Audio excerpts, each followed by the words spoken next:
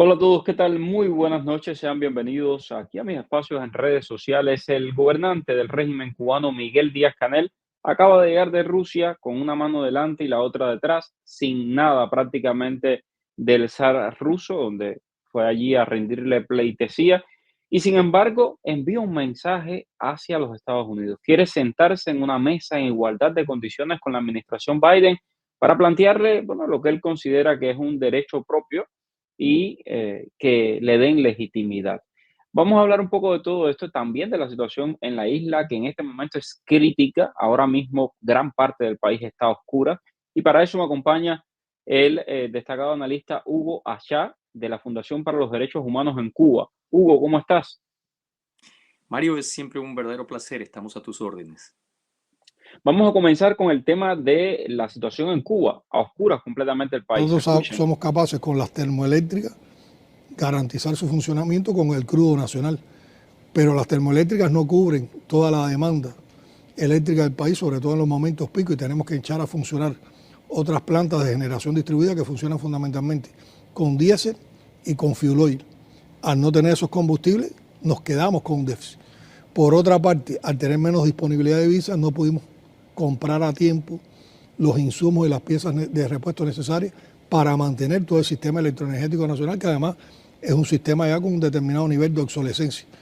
Eso acrecienta la rotura, provoca que se alarguen los mantenimientos y todo eso conspira contra la estabilidad del sistema electroenergético nacional, y en esas condiciones empezamos a padecer los modestos apagones, modestos apagones, modestos apagones. Y la poca divisa entonces que tenemos, la tenemos que dedicar a comprar combustible, que antes no teníamos que hacer ese gasto, porque teníamos otros mecanismos de solución de este problema.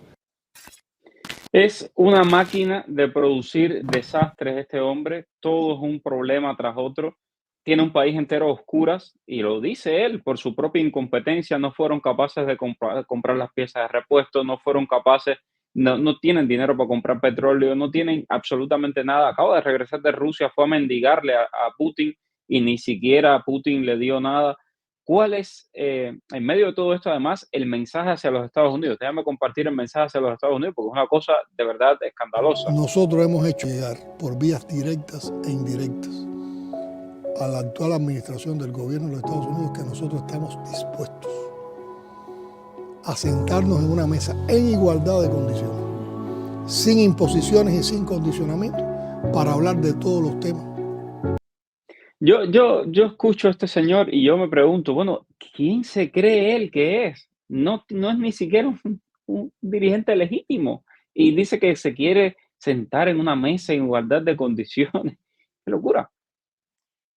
A ver, Mario, yo creo que cuando uno se apoya en la historia, rara vez se equivoca, ¿no es cierto? Lo primero que habría que preguntarse, porque da la impresión, y me parece tristísimo el rol que juega el periodista Ramonet en todo esto, en el final de tu carrera, ser la plataforma para una propaganda tan absurda como la que pretende vender Díaz-Canel, realmente debe ser triste, ¿no es cierto? De sus 100 horas con Fidel, que uno podía discrepar con lo que era Fidel Castro, pero que al menos tuvo un contexto periodístico y una idea medianamente palatable de justificación ideológica a esto, creo que si eso era una tragedia, esto es una comedia. Porque lo primero que nos tenemos que preguntar es, ¿quién gobernó Cuba en todo el periodo previo al que tiene hoy como administrador, como dictador designado, usa el término que mejor te guste, al señor Díaz-Canel? ¿No fue el propio Partido Comunista de Cuba? Ujú. ¿Quién falló en la prevención, estructuración, planificación? Si no es ese mismo Partido Comunista de Cuba que se jactaba de que se efectuaban periódicas evaluaciones, como se hacían en la Unión Soviética, los planes quinquenales, el tema de la adopción de ciertas medidas. Yo recuerdo, para quien haya olvidado, hay un momento en la transición del estalinismo a lo que se llamó el deshielo, cuando el parámetro de producción en la Unión Soviética fue el peso de los bienes. Y entonces se dio el caso de que los fabricantes, por ejemplo, de muebles, empernaban planchas de metal en los bienes que comercializaban para cumplir con los objetivos, porque cuando entras en una burocracia cuya existencia se justifica en sí misma, cuando la eficiencia no importa, cuando el servicio a la comunidad no importa, cuando el solucionar los problemas de la sociedad no importa, cuando el hambre de tu pueblo no importa, lo que importa es la sobrevivencia de una estructura corrupta, ineficiente y ladrona, entonces tienes este tipo de situaciones, a donde daría la impresión de que los problemas del señor Díaz-Canel empezaron ayer. No, hay una casta parasitaria, una élite que tiene los bolsillos llenos, que se ha locupletado explotando hasta la saciedad al Estado cubano. Y cuando digo hasta la saciedad, no estoy exagerando. Todos los recursos naturales, todos los elementos estructurales, hasta los mismos seres humanos, hasta los mismos habitantes de Cuba se han convertido en un bien para exportar en condición de esclavitud, de manera que este reducido núcleo de corruptos se beneficie. Porque yo te hago una pregunta, Llana, y nos has escuchado muchas veces de la Fundación. Informe del Ministerio de Economía de Cuba del año 2019. Principal elemento de ingreso de divisas extranjeras, 11.3 billones de dólares. Motivo, misiones médicas en el extranjero. ¿Me vas a decir a mí que invirtieron 11.3 billones de dólares en el aparato de salud pública, en las facultades de medicina y en la infraestructura hospitalaria de la isla? Tú sabes, querido Mario, que no es así. No invirtieron Se cae a un pedazos. centavo. Un centavo. La calidad de la educación se ha derrumbado a niveles que ya no se pueden ocultar. El tema de la infraestructura es una verdadera catástrofe y los servicios son los peores de la historia desde la mal llamada revolución. No pudieron en aquel momento efectuar un mínimo de planificación para modificar, adaptar, reparar su red, su infraestructura, su sistema de distribución eléctrica. ¿Dónde está todo ese dinero, querido Mario? ¿Dónde están los 11.3 billones del 2019? ¿Dónde están los 5.4 billones de la gestión anterior? Porque no estamos hablando de centavos. Es como aquel otro ministro que decía que no tuvieron el dinero para reparar unos pocos barcos pesqueros. O sea, es una tomadura de pelo desde todos los puntos de vista que les puedas querer dar. El señor Díaz-Canel recita unos puntos que le han dado para que se le crea desde un punto de vista que desgraciadamente alcanza a algunos celotes obsesionados, obcecados con intentar creer que Cuba es de alguna forma la revolución cubana, esa tragedia latinoamericana con proyecciones globales, es de alguna forma salvable. Y ahí tenemos efectos claros. Tenemos una administración que hay que decirlo con toda claridad. Le da a Cuba una bocanada de aire fresco frente a la bofetada que significa la incursión de Díaz-Canel en Moscú, cuando ni Lukashenko ni los aliados asiáticos de Putin se atrevieron siquiera a insinuar esto en pleno día de la victoria, a decir que tenía su pleno apoyo en la denominada operación militar especial a Ucrania. Nadie se atrevió a tanto, y déjame ponerlo para el pueblo cubano que no vio esto, porque esto no lo pusieron en Cuba. Esta parte no la pusieron en Cuba. Díaz-Canel mostrando su apoyo a la invasión criminal, no provocada, imperialista de Putin hacia Ucrania. Capacidades de creación, de innovación, y la Federación de Rusia puede contar siempre con el apoyo de Cuba. Constantemente estamos denunciando toda esta manipulación también geopolítica del gobierno de los Estados Unidos con relación a la amenaza de la OTAN, tratando de ampliar sus fronteras a las cercanías con Rusia, y le deseamos todo el éxito a la Federación de Rusia en toda la manera en que está llevando la operación militar especial. Ha tenido capacidad. Increíble, ¿no? Es que es increíble. Yo creo que ni el mismo Putin esperaba ese tipo de parlamento, ese tipo de declaración. Es una declaración, además, que es una bofetada en la cara de quienes hoy dicen de que al régimen cubano hay que quitarlo de todas las listas de países terroristas y todo lo demás. Mira, es una bofetada en la cara de la administración Biden, que no pudo detener porque ya había iniciado el proceso burocrático del retiro de Cuba. Aquí hay que ser muy específico. No se la ha retirado. Esta es otra de estas tragedias que devienen en comedias, como lo dice el presidente de Colombia, Gustavo Petro, de la lista de los países que apoyan al terrorismo. El nombre de Cuba sigue allí. Tú entras hoy a el Departamento de Estado norteamericano, su página oficial, y sigue allí. Se la retiró de otro componente, que claro, quiere tender a este segundo elemento que es mucho más importante, que es de la lista de aquellos países que no colaboran significativamente en la prevención, investigación y combate al terrorismo. Vaya a saber cuál será el parámetro con el cual, porque el discurso oficial es de que se habían dado reuniones de coordinación con organismos de seguridad. Podemos analizarlo esto en otro momento, pero los otros que se llevan una sonora bofetada son aquellos políticos europeos que insisten en la posibilidad de generarle una vigencia al acuerdo que le da un tratado de libre comercio a Cuba con la Unión Europea. Y tú sabes, apreciado Mario, yo sé que tú has seguido nuestras gestiones junto con Prisoners Defenders, con su principal directivo, el señor Larrondo, con Ciudadanía y Libertad, con nuestra colaboradora y excelentísima amiga Carolina Barrero, quien por cierto fue una de las keynote speakers en la Cumbre de Derechos Humanos y Democracia de las Naciones Unidas en Ginebra, con una declaración que se ha viralizado a escala global. Aquí la tengo para compartirla con todos, porque realmente fue impresionante y aprovecho que ya lo están mencionando para colocarla. Vamos para que el I pueblo de Cuba lo spent pueda ver. most of the year 2021 held under house arrest. The flat that became my prison was bugged with mics and cameras on the inside and guarded from the outside. I felt like a lab animal, observed by the vigilant eye of my captor. The regime wanted to understand my behavior, what I ate, when I sleep, when I cry or laugh. They wanted to understand so they could break me. The Cuban state security uses information as a weapon against people. They have created a vigilant state with eyes everywhere. Neighbors, work colleagues, friends, family, everyone could be an informant or an agent of disinformation. The objective is simple: pitting one against another so the corrupt elite in power prevails.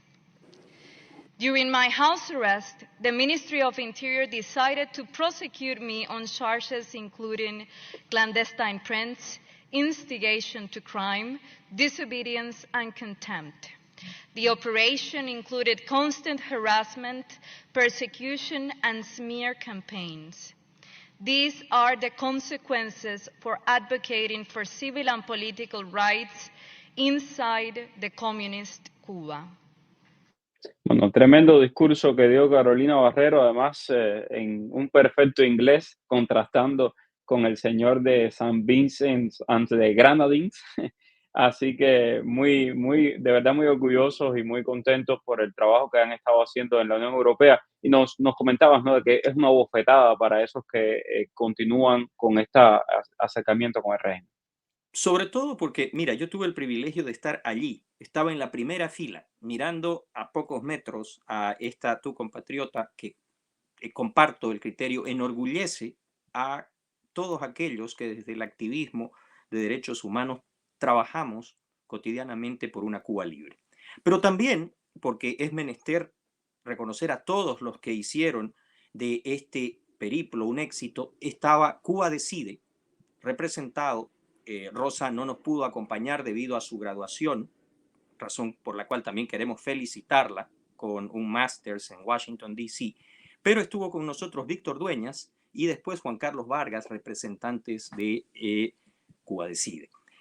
Por ello, esto que hizo Díaz-Canel fue el mejor de todos los argumentos para que esa izquierda europea entendiera que no puede seguir financiando a su enemigo, para que la administración de Biden entienda que no hay ninguna intención de cambiar los modos, los métodos ni el comportamiento. Porque cuando Díaz-Canel dice que no aceptará imposiciones, se está refiriendo, tú recordarás, a comportamientos como aquel que tuviera Raúl Castro cuando un periodista tuvo la valentía en una conferencia de prensa de preguntarle por los presos políticos y desconcertado ante lo que no esperaba, dijo, dame la lista, como si eso fuera una cuestión tan simple o tan cínica de ignorar. Dame la lista que yo te la suelto mañana. Que yo te lo Exacto. fue una cosa como el zar de Cuba, O sea, el sin darse dictador. cuenta que la mera mención de esas palabras lo condenaba como un autócrata, porque no es posible que un funcionario de un poder del Estado se arrogue la posibilidad de la liberación de quienes argumentaba se trataba de delincuentes comunes. Entonces, yo creo que por ahí tenemos que empezar. ¿Por qué razón? Porque aquí hay cuestiones de fondo, querido Mario. Tú ya sabes, no te voy a contar lo que son las brigadas médicas, definidas por el propio Departamento de Estado, por la propia alta comisionada de las Naciones Unidas para los Derechos Humanos, como trata y tráfico de personas y tratamiento análogo a esclavitud. Pero aquí lo grave, el señor Díaz-Canel no solamente era un jefe de Estado en visita oficial, mostrando su apoyo absoluto a la agresión de Rusia a Ucrania, y además ayudándolo a evadir las sanciones, porque horas antes el Banco Central de Cuba le había otorgado a una de las mayores organizaciones financieras de la Federación Rusa la posibilidad de operar a través de todo el sistema cubano. Lo que se suma a la firma de los acuerdos que permiten a la NSKP, a la agencia crediticia del Banco Central, sancionado por los Estados Unidos a través del Russian Hostilities Act y la Unión Europea a través de la plataforma MIR para evadir las sanciones. Palabras que estoy citando literalmente del embajador ruso en La Habana. No es tu opinión ni la mía. Pero además es el presidente de un estado que tiene hoy más de 3.000 jóvenes que en la opinión de nuestra fundación también son víctimas de un esquema de trata y tráfico porque se hace presa de su necesidad para llevarlos como carne de cañón a morir al servicio de una agresión en contra de una nación soberana. Por ende, no es simple y sencillamente una palabra, es comprometer de manera absoluta y demostrarle al mundo de que Cuba sigue siendo la misma Cuba que fue a matar al África, que fue a matar en el Medio Oriente, que fue a matar en todos los países de la región a través de un intervencionismo crónico. Cuando habla hoy Díaz-Canel, cuando habló en la entrevista con Ramonet, en contra del intervencionismo, si hacemos mención de la cantidad de veces que Rusia, con todas sus acepciones, como Imperio Zarista, Unión Soviética, hoy día Federación Rusa, ha intervenido de manera militar, agresiva y violenta en contra de estados soberanos, de las veces que Cuba lo ha hecho en América Latina, en el África, inclusive colaborando antes formalmente y hoy a través de la economía ilícita en la agresión, por ejemplo, en contra de Israel, nos tenemos que dar cuenta de con qué animal tratamos. Y estamos claros, creo, querido Mario, de que ese régimen, un régimen sin legitimidad, porque nadie lo eligió, un régimen sin legalidad, porque viola todos los principios de su propia normativa, inclusive de ese mamarracho de constitución que quisieron hacer pasar como un ejercicio de voluntad soberana del pueblo cubano, y ni se diga de los acuerdos, tratados o del marco del derecho internacional público. Así que creo, querido Mario, de que en ese sentido, más allá de que la mente, y lo digo como parte de la Fundación de los Derechos Humanos en Cuba, esta situación de retiro de la lista de los países que no cooperan plenamente en la lucha contra el terrorismo, creo que es hora de reflexionar antes de que algunos obsesionados sigan en este camino antes de las elecciones de los Estados Unidos en el mes de noviembre y que lo lleven a este gran país a cometer los errores garrafales que se cometieron durante los últimos días de la administración Obama. Porque en ese sentido, y aquí me pareció muy acertada la publicación del senador republicano Rick Scott, estos errores los pagamos todos. Los paga el hemisferio completo en violencia inestabilidad, en vidas y en la destrucción de lo poco que nos queda de institucionalidad. De hecho, y me alegra mucho que toque ese tema, se ha documentado que entre las potencias extranjeras que tienen interés en influir en la política doméstica norteamericana está Cuba. Así que es otro elemento más con respecto a esto. Finalmente, para concluir, Hugo, ¿qué te parece entonces este llamado de Díaz-Canel de sentarse en una mesa en igualdad de condiciones? A mí me suena a desespero, me suena a una situación ya crítica en La Habana. Mira, apreciado Mario, yo creo que si hay algo que todavía funciona, y funciona muy bien, tristemente dentro de Cuba, es su aparato de inteligencia, contrainteligencia y represión. Y en ese sentido me imagino que los analistas responsables por el manejo de todo lo que recolecta este pulpo que tiene Cuba. Hay que recordarle a toda la audiencia de que Cuba tiene más estaciones diplomáticas que países como Francia o Brasil y solamente le va en saga a potencias como Estados Unidos o China o la propia Rusia en la cantidad de puestos que bajo, entre comillas, la máscara diplomática tiene para realizar este tipo de actividades. Esa recolección le está diciendo dos cosas. La primera de ellas, a la economía del Estado cubano hoy no hay quien la salve, porque se ha beneficiado de tal forma la élite de que me atrevería a decirte de que si hoy día pudiéramos poner de un lado el dinero que maneja a través de la actividad ilegal, el blanqueo, la triangulación, el lavado de capitales, tiene más dinero la élite corrupta del Partido Ujú. Comunista y de la familia vinculada por todos los aspectos al apellido Castro que lo que tiene el Estado soberano de Cuba en sus manos. Me atrevo a hacer esta afirmación basado en hechos y en investigación.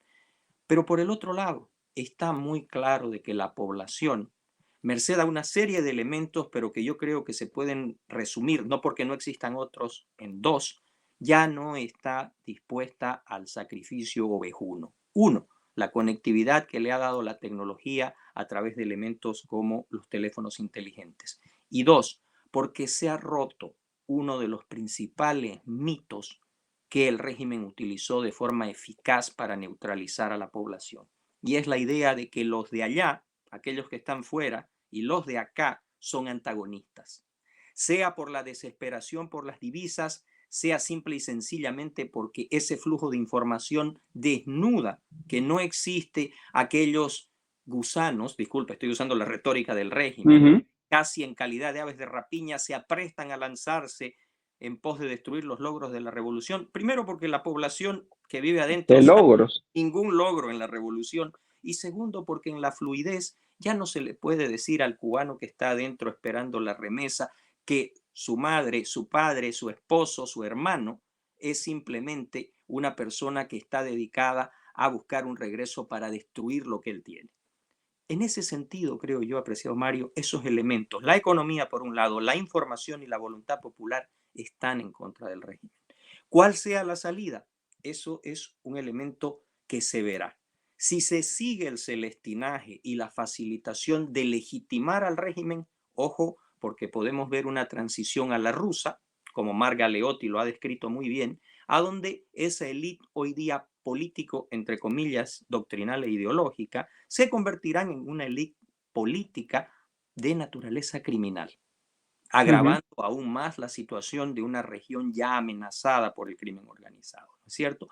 Y por el otro lado, postergando las aspiraciones de democracia de un pueblo que se merece claramente un mejor futuro y por lo que son Cuba y los cubanos de adentro y los de afuera, el fermento de lo que claramente puede hacer una Cuba mejor posible.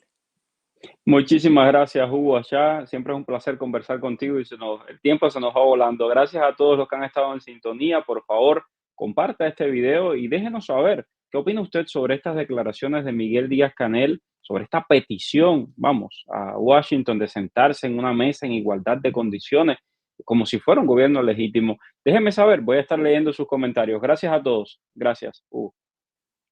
Muy bueno. Dime cuál es el periodista que está en el boom. Es Mario Rincón. El periodista que te trae toda la información. Es Mario Rincón. El periodista de la radio y la televisión. Es Mario Rincón. Habla de temas cubanos, hasta de migración.